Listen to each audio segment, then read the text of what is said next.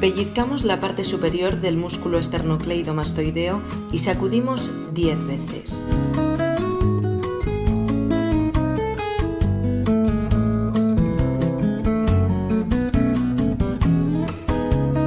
Inclinamos la cabeza con ayuda de la mano y sacamos la lengua hacia abajo.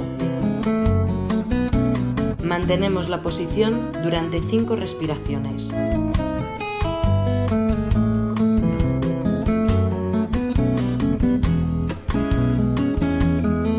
Ahora repetimos con el otro lado.